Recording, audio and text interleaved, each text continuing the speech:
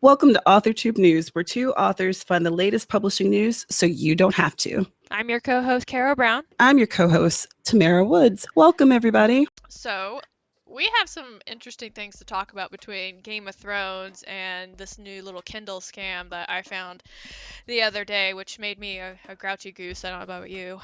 Kindle scams. Interesting. Yeah. Sounds intriguing. I'm ready to dive into it. You're such a cozy mystery author. I love a good scandal and I love a good murder, but I don't love to commit murders, and we're going to get to that. Which one of these should we dive into first? We have a couple different articles that we definitely want to do outside of the main ones that we have on the screen. Well, let's just start with something that I think a lot of people in our community is doing right now. National Novel Writing Month, aka NaNoWriMo. Nano. We meet again. Yep. Oh, she's a tricky mistress, that Nano. So I was looking up information about Nano because the other day someone was talking about it and they couldn't wrap their mind around why November. Why does it happen in November when there's, all kinds of stuff that goes on? People are usually really busy. You're getting pumped up for the holidays. Why November? Well, I found that Chris Beatty started NaNoWriMo July of 1999, and they decided to change it to take advantage of nasty winter weather. Oh, wait, so you're saying, because they couldn't go outside, they're like, well, since we can't go anywhere, we'll just sit here and write a novel? Essentially, yeah. That's genius. I mean, it makes sense, right? Yeah, it does. Yeah, I can't fault that logic at all. The weather outside's frightful, but writing's so delightful. Sorry, just... It's not... We haven't even hit Thanksgiving yet. Don't click off, everyone. Like me, sorry. I think that's actually a good tidbit of information to know, though, because, excuse me, the other day I was talking to somebody, I was like, maybe you should try Nano and do a different project. And he's like, well, why is Nano in November? I was like, because they all start with N. I don't know, bro. I'm just telling you to do it, right? My brain is a deep dive of useless information, but the origin of Nano did not include that. But now it does, so my life is complete. And I thought this was interesting. So when they first did it, there was only 20 people. And last year, there was 402,142 participants from all over the world. Isn't that mind-boggling? And this is volunteer run, that's incredible. I know the one thing I really do like about Nano, besides the fact that they have Camp Nano, later on, is the fact that a lot of what they do is nonprofit related. So they actually are trying to encourage more people who normally don't write to actually write, which, I think in an industry where writers are competing against each other on the surface, that's a bad idea. But as somebody who used to teach in high school and lots of other schools, I actually think that that's a great thing to do, just trying to get kids to write and not write essays or write what teachers want you to write. It's like, write anything, write whatever you want. I don't care. And really, in a lot of professions, you have to do some type of writing. So it makes sense to have some type of activity where you could do it it doesn't have to be in school. It could be out of school. And you can write about whatever you want. And you just get better at doing it. Because when you write more, you get better at it. Yeah. Hopefully. That's what I keep telling myself. I mean, that's what I'm going with. We'll see. All right, so let's see. Do we want to talk about the Kindle scam now, or do we want to talk about Game of Thrones? Both of these things are going to make my eye twitch. I want to talk about the Kindle scam. All right, Kindle. Man, I swear, these freaking scammers make my life just difficult, because every time that we find a way to, make a little bit of profit, and I'm not talking paying the bills, because let's be honest here, because Kindle is just not paying the bills. It's just not. And there's lots of different reasons behind that I don't want to dive into, because that would be all this episode is about. But the other day I found out that there are people who are making journals, right? They're making journals. They're literally putting nothing into these books, making them 300 pages long, and people are buying them. Wait. So it's not like bullet journals or something like that. It's just a book with blank pages? Yeah. So they'll sit there and they'll make like a thing, like a writing prompt, and like it'll just be like a little bit of text on the top of the page, and then like either lines or dots or whatever they put on there, and they'll just like they have like this is such a half-assed way to make money, and like I understand that there's a huge popularity with like bullet journaling and journaling in general, and people like have keyed in on this, and now they're just trying to do the pre-made journal thing with this way of doing it. But like the thing that drove me nuts about this article, and I guess if you're looking to hack the system, you can read it and see if you can make some money off of that.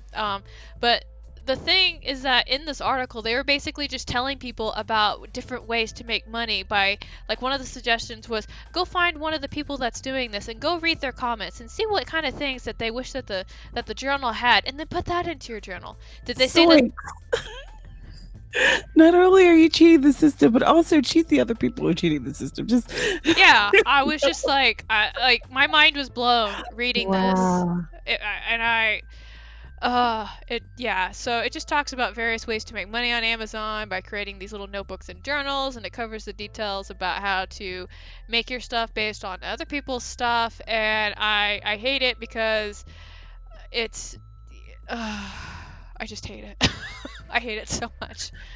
You know, I can understand creating journals and selling them. I can understand that.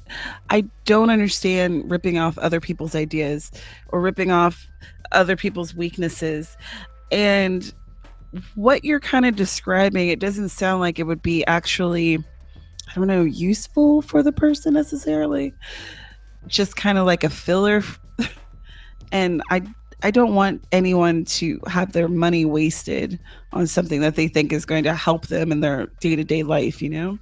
Yeah, and I know it's just, again, I go back to like knowing that journaling and bullet journaling and all that stuff is really like a thing right now. I mean, my own writing wife is like really big into the whole bullet journaling thing.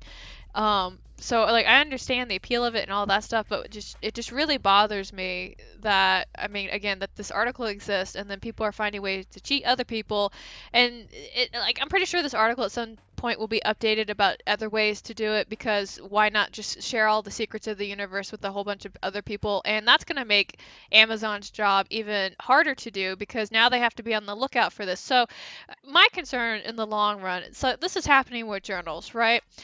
let's let's Right. let's do a hypothetical, and maybe this is my tinfoil hat talking a little bit. Let's do a hypothetical where people start calling this kind of stuff out, right? It's like, oh, you copied this idea from this person, right? And Mhm. so maybe Kindle's kind of like, oh, well, that's kind of like, that borders on plagiarism or whatever, blah blah blah blah blah, and they'll strike somebody. So let's move that into a different scenario where now we have people saying you ripped that idea off of the other person, which we do see in a legal standing with certain authors who I won't mention that write YA. I guess my concern, and maybe it's just me not being rational, or maybe I just don't understand the Kindle process as deeply as I like to think I do. But if we start calling out the journal thing, then what's going to stop people from calling out one person's book from another? It's like, oh, well, your book has vampires off in it, so it copied this other person's idea, and so on and so forth. And like, again, I know I'm going way far off the deep end on that, but it's like, this is Kindle and Amazon, who, lets traditional publishers do one thing, but they'll slap down a self-published author any time of the week. True. I wonder how this is going to shake out. Like, what's going to be the actual repercussions? Because it seems like whenever there's some type of scam, mistake, or what have you that Amazon finds, it's the little people, us essentially, who get the hammer. So I wonder what's going to happen with that. Yeah, so yeah. Excuse me. So don't like it because it's a scam. I don't like the possible long-term consequences of it. But again, tinfoil hat on. Y'all can call me out if I'm being irrational or correct me. I totally value those inputs. But let's talk about a little Game of Thrones. First off, full disclosure, I have not watched Game of Thrones.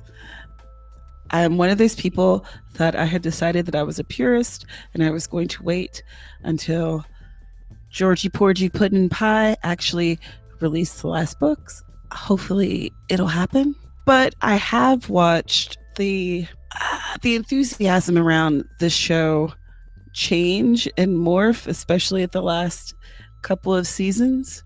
And I feel like now we kind of have an understanding of why the show went the way it did. So on Twitter, this user by the name of @4aya, clearly someone who's very interested in Game of Thrones. They live tweeted a session with the GOT writers David Benioff and DB Weiss at the Austin Film Festival in the end of October. And I feel like though what she revealed was a little eye-opening, I feel like no one was really surprised. You sent me that thread, and I was just having conniptions on my side of the internet. Cause these directors were asked questions, and I swear to God, like they must have found like some internet trolls and said, what are the worst answers that we could give for these questions, and they gave them. And I was like, you would like, why, who's letting you talk right now? Who is the puppet master, and how did I make them stop you? It was a wild ride. Like, one, they said that the show was like an quote unquote expensive film school because they didn't know what they were doing. They didn't know what they were doing. They didn't have any other writers because they didn't know that they should have more writers. Oh my gosh. They took out as many fantasy elements as they could of the original story as possible so it could appeal to a wider audience. When you were using a source material that is incredibly popular, why would you change the things that make it incredibly popular? Why would you do that? Why would you do that? I'm very, very glad that I did not watch the show. I'm so happy. I think I would have been real ticked off all the time. Like, so I read the first book, and then I heard that the show was coming on, and I was like, you know what, I think I'm just gonna wait for all the hype to die down, and then I'll dive into it then. But even though I wasn't watching, I still knew everything that was going on in the entire storyline, because again, we mentioned that this was a widely popular show. It was super popular. People were invested in this. People were naming their kids Khaleesi. They had dragon tattoos. Like, this thing had the cult following. Like, this was a massive thing. So one of the things that blew my mind is when if you've been under a rock for a really long time, the big explosion that happened had to do with the very last season, which really should have been 3 seasons. And I have some griefs with this season. I have so many griefs, and again, the book's not even out, so I can't even do a cross comparison. But a lot of the conversations that were coming out at the time, I think one of the things I heard that made me go, is Lindsay Ellis. She has a really popular YouTube channel, and I watch her video essays pretty religiously because she doesn't just kind of share her thoughts. She gets like source materials and she cites stuff and she goes into that. And she did one about Game of Thrones that was called Dragon Lady Bad, right? But one of the interesting observations that she made is that the events that happen within the story only make sense if you know what the ending is going to be, right? So it's kind of like if you wrote the end of the story first and then you just kind of made it a plot driven to meet that ending. And she points that out by kind of cross comparing the behavior and the mannerisms of all the characters in the 8th season with how they'd been in the previous 7, and they're drastically different. One of the things that she points out is the one crazy Stark sister who was in X-Men. I can't remember her name, please don't hate me. And how irrational her behavior was towards Daenerys and towards her own sister. Like, it didn't make any sense at all.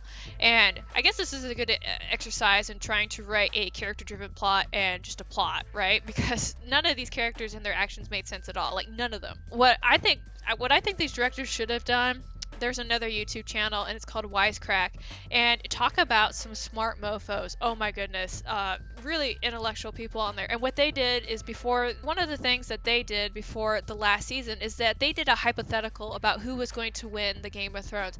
And I wish these directors had watched that, because they're like, the options and the way that they justified them were absolutely brilliant. But no, that's not what we got at all. We got a flaming garbage pile. I thought that it was interesting that George R.R. Martin, he was talking about how having the show happen was actually it was impeding him with finishing the actual books. Like, he felt like he was in a competition until he had to take himself away and out of that and like try to think of the show as a totally separate entity from the books. And he said that he supported the ending that they created. And one thing that was interesting is they rushed the ending of the show because they were going to be writers on Star Wars, but now they're not anymore. So what was the point? With the way that Star Wars has gone too, I don't know why you would ruin Game of Thrones to go jump on that flaming garbage pile either. Sorry, major Star Wars fan here. Last few movies not made me happy at all. That'll be a rant for another day. I stopped myself. I had some self-restraint. Because of this interview and the general displeasure that fans have shown for the ending, the spin-off series that was going to be starring Naomi Watts, it's dead in the water. So that's not going to happen anymore. And it seems as though people in general have been left with a sour taste in their mouth when it comes to GOT. And that's just sad. And I think that this is a cautionary tale for writers in general of how to treat characters and plot and how to make it make sense. And for the love of all that is good in the world, if you don't know what you're doing, please don't ruin things with your ignorance. And maybe people will be interested in the books if they come out, and maybe they won't be. I'd be sweating if I was Martin right now. I really would. Oh. That's interesting. That's gonna be interesting to see what happens if those books actually come out. Are people going to buy them? Are people interested in seeing the difference in his vision as opposed to these showrunners? I guess we'll see. And it's hard to say when he's going to come out with those too, because he's like one of the big pantsers in the industry, and sometimes he'll write a scene and then rewrite it from a different POV to see which one makes more sense to him. And I salute him for doing that, but like at the same time, like the time between book releases has definitely been growing. I like that he said he'll finish Game of Thrones series before Jets or the Giants win the Super Bowl. Oh my god. So trolly. So remember singing the alphabet song when you were little? Yeah, I remember teaching it too. So there has been a new remix of that classic song that we all learned. And apparently it got people fired up. Like, who would have thought? Wait. We redid the alphabet song? Mm-hmm. You know how the LMNOP part, it kind of, when you were a little kid and you'd say it, it kind of sounded like LMNOP. And with some kids, they didn't even realize those were separate letters. So Dream English, this YouTube channel, created a remix in 2012, and I'm not sure why it resurfaced now. And it was supposed to make it easier for non-English speakers to learn the alphabet. And people have been in an uproar. They're so mad. I wish you could see my face right now. Noah Garfinkel, he's a writer and comedian. He apparently found it and tweeted about it, calling the remix, quote unquote, life ruining. And I only have one question. Is it that serious? Is it really? Like, I want to say it's not, but like at the same time, I'm like, and I understand that English is definitely difficult, especially when you have there, and there, and two, and two. Like, I get it. I really, I need empirical evidence. I need somebody to do a study, and I need them to provide me with these results and tell me and show me proof that this new way of doing the alphabet makes sense. Because to me, it sounds like somebody's just changing something because they can. And maybe that is true. Maybe that is what's happened. But on the other hand, we still know and love and teach the original way of doing it. I don't really think that it's going to change the education system, the landscape, or maybe it will. I don't know. I guess we'll see. I just thought that was a funny story. Yeah, it's funny for you, but I'm sitting here like, what do you mean? I'm just like, there's so many things to be upset about. I'm not going to get ticked off about the alphabet song. Teacher Kara back in the closet. Get back in there. You don't do great. So Angus. Maybe I'm just feeling feisty today. I just want to pick fights with all these articles. I don't know. I mean, really, you coming in hot, heavy, and hard. No, I am, with the exception of the nano thing. Like, with the Game of Thrones that we were talking about earlier, I'm pissed off because it's just I have a huge pet peeve right now with the way that the multiple industries are disrespecting fans. And when fans are, providing the critiques, basically saying why what is being produced isn't working, they're like, oh, well, it wasn't made for you, or you're just a racist. Like, like, they're not taking the critiques. Like, could you imagine if you and I went to a critique group and somebody said, well, I don't like it because you have like 15 typos on this page? It's like, well, you must be a misogynist because you don't like my book. Like, what the fuck? Moving right along. Well, I guess since I'm angry, I'll go ahead and do my next article, which has to do with, like, I write crime, but I'm not a criminal.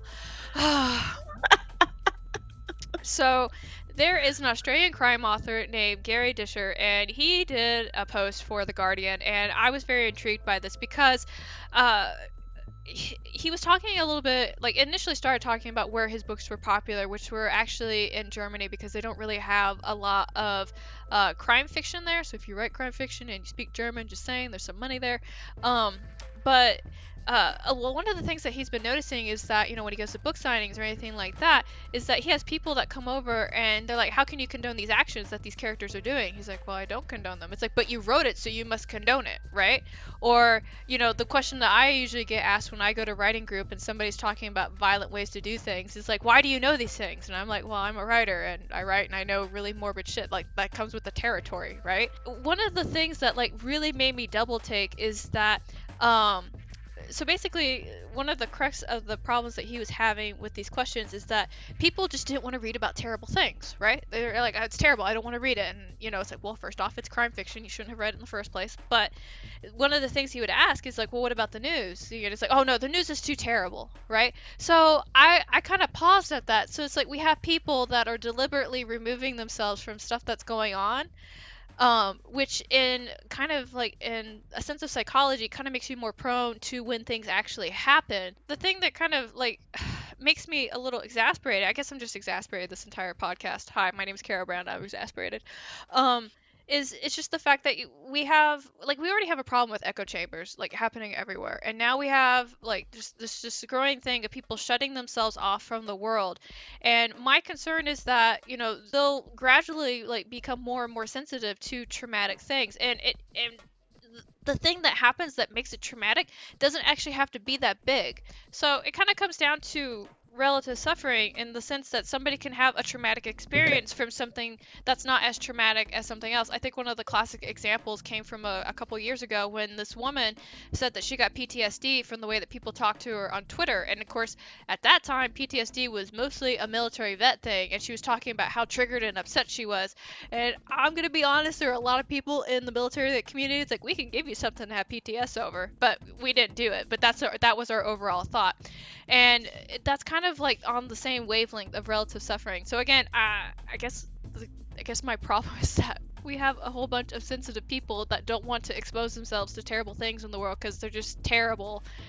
And if this continues to grow, and the fact that we have readers that can't separate the works from the author, and it's a giant mess, guys. It's just a giant mess. And I'm so just, why is this a thing?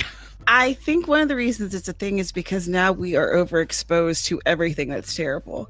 When you think back to maybe 20, 30 years ago, the news cycle wasn't the way it is. There wasn't the Facebook and the Twitter and all these places where you're constantly receiving every single bit of negative information all the time. It is unrelenting. And I can understand people wanting to disconnect from that. What I don't understand is people reading something like crime fiction that's going to have murder. It's in the genre.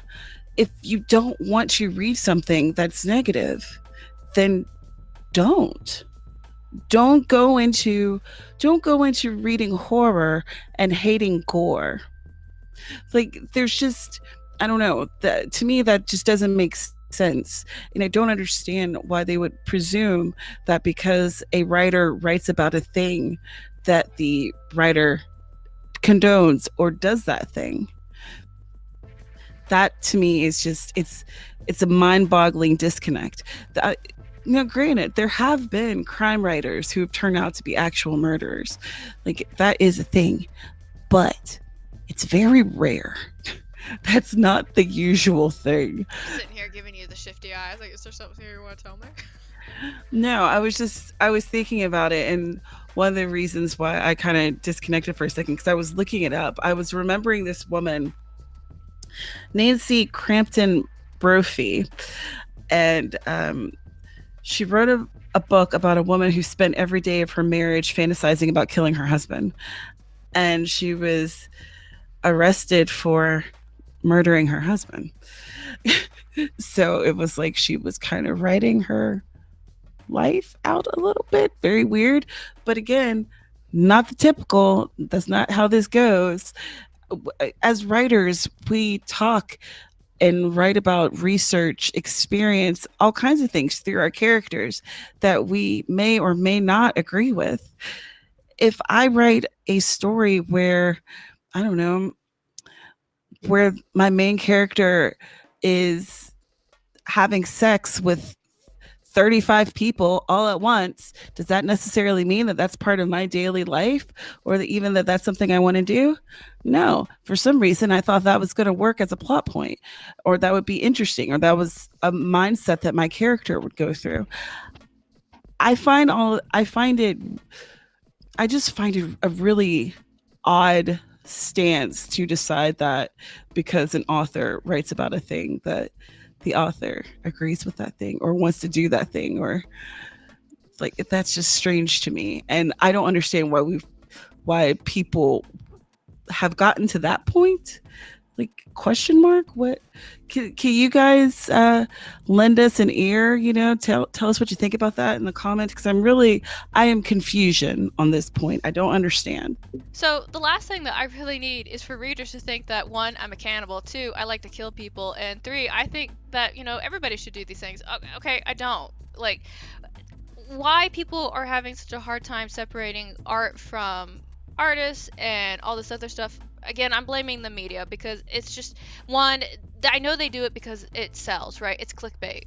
And if there's one thing that the multiple algorithms on various sites work, it's making clickbait that gets attention. And obviously, the more scandalous and the more dramatic of the thing, the more that people are going to see it. Yeah, I can see that. So let's move on to something that maybe will frustrate you. Maybe. I'm resigned myself to frustration this entire time. Sorry, guys. Sorry. So this was an interesting story.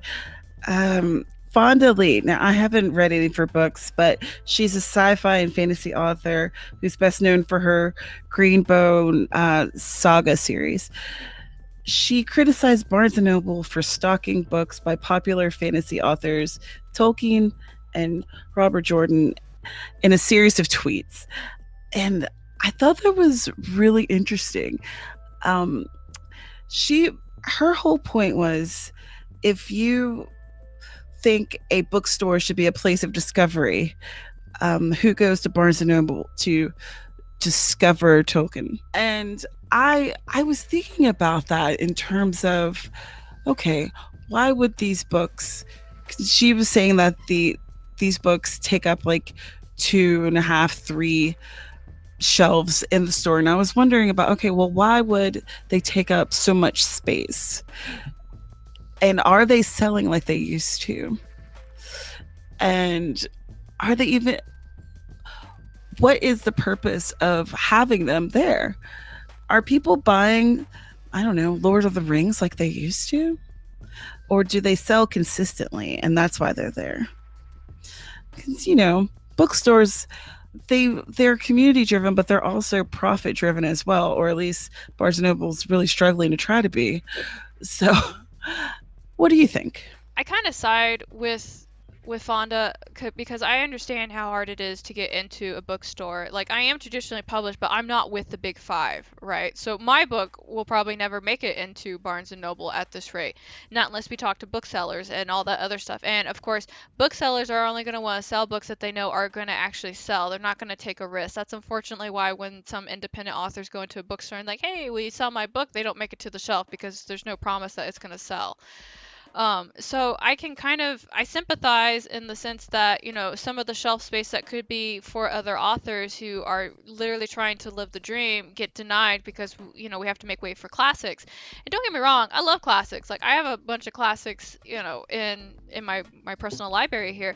And I'm kind of thinking back to the last time I went into Barnes and Noble, and I know that there's a whole bunch of tables that are set up for classics, like Poe's there, you've got Tolkien, you've got Long, you got all the classics, all the people who paved the way, and they have a whole bunch of space, and there's no room for the new folks. Well, then where should they be? I don't know. If booksellers are going to stop adding those books to the shelves, then where do they go? Because there are readers who read them. They may not sell as much as the big sellers in these different genres, but they sell consistently over the years, and that's why they're still in bookstores. And should they just be considered classics or modern classics and have a different place in the store, so that it's where she was showing it was specifically in her genre, like where books like hers would be, not necessarily like in a off-put place that is just for classics or modern classics. Who even decides what books are classics and what are modern classics? I was trying to look that up, and let me tell you, I could not find a clear answer.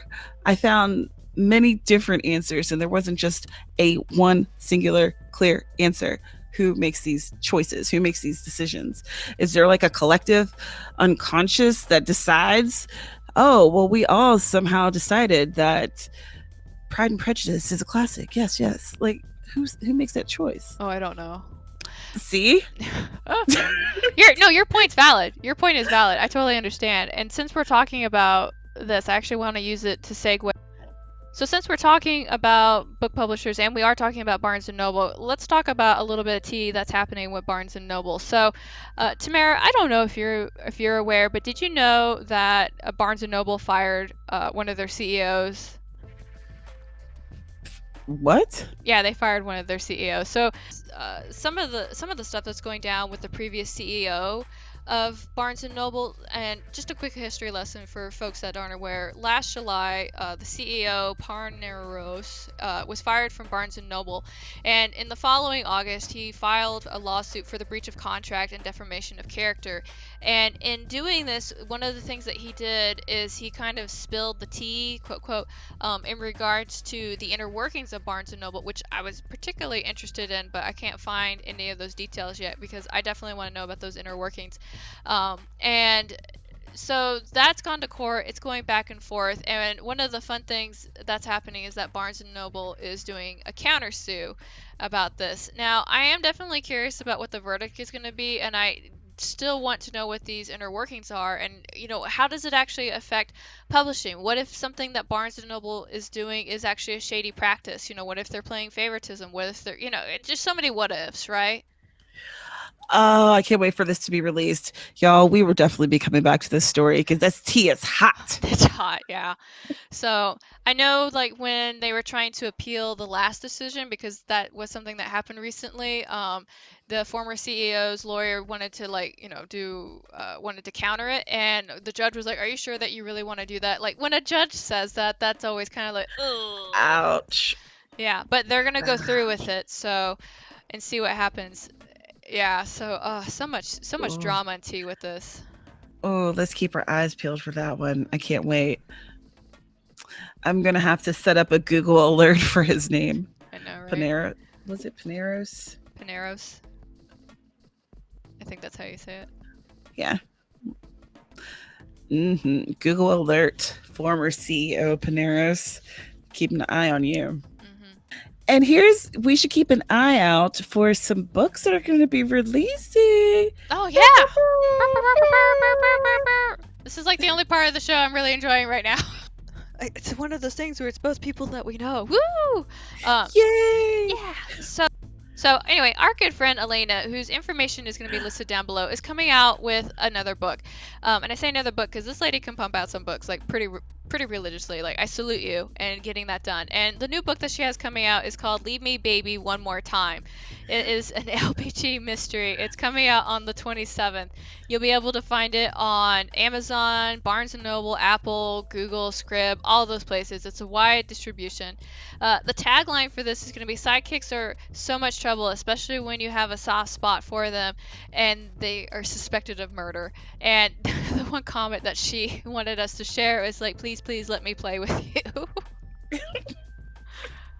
Oh my gosh. Now I'm never going to forget the name of this book because I'm totally channeling I know. Britney Spears. And so that's very exciting. And that's, right up my alley. And Aphrodite's book, Shattered, is going to be coming down the pipe November 30th. It's going to be available in Amazon, Barnes & Noble, everywhere. And this tagline is be careful what you wish for because you just might get it. And she says that she's nervous. Aww. Well, you shouldn't be because your book looks great and I think that a lot of people are going to love it. It's a coming of age book and I hope that you guys go and check out their links in the description. And of course, if you are part of this beautiful community and you want to let the people know what you're going to be releasing, there's a link down there for you to fill out your information and we will tell the world all about you. Cool. So that brings us to the end of the podcast. Thank you guys for listening so much. Really looking forward to reading what you have to say in the comments down below. Please feel free to hit that like button just to help us fight that little algorithm that's against us right now. And feel free to also share this podcast with anybody that you know who is a writer or is an author and they want to keep up with some of the current events that are going on. And again, if you guys happen to run across a pretty hot article, just send it our way. We will definitely look into it and discuss it and share our thoughts on it. Most definitely. And just for a little bit of self promo, check me out over on the NaNoWriMo YouTube channel because I'm going to be releasing some videos over there and I'm going to be hosting some write-ins. So keep your eye out. Come visit me. Yeah, do it. Visit all of us. Do it. Fine. Spend time with us. Love us, please. Love us. Please love us. And on that note, let's pretend like we're waving at the camera. Y'all have a good one. We'll talk to you again real soon. Take it easy, y'all.